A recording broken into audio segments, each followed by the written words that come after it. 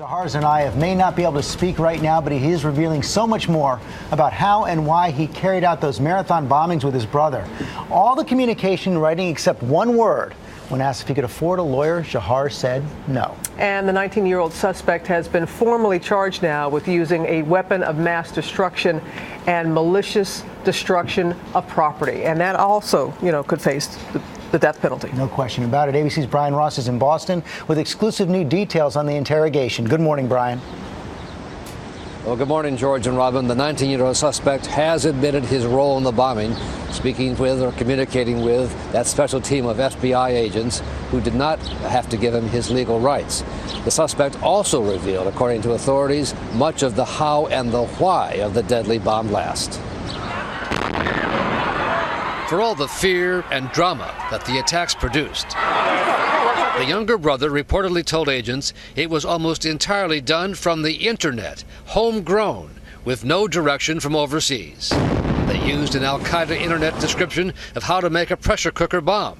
They took a very simple recipe and then targeted the Boston Marathon. The decision to target the marathon came only in the last few weeks, Dzhokhar Tsarnaev told agents, according to authorities. According to the criminal complaint against Dzhokhar, seen here at an ATM machine, trying to get cash from the account of a man whose car he stole, he confessed to the bombing, telling the victim, "I did that." We are destitute people.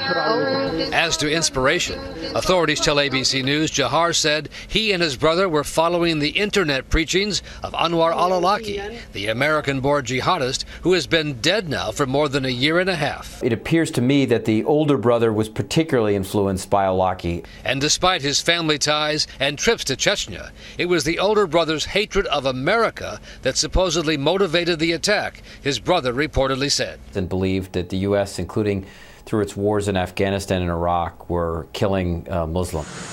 Hours after the younger brother talked, federal authorities swarmed an area behind a Cambridge rug store looking for more explosives or the place where the bombs might have been built.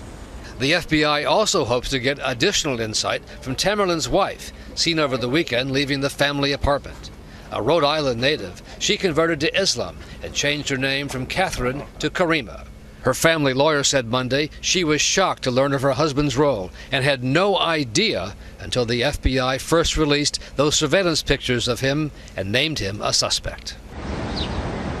In fact, the lawyer says the wife doesn't speak any Russian and didn't really know what was going on.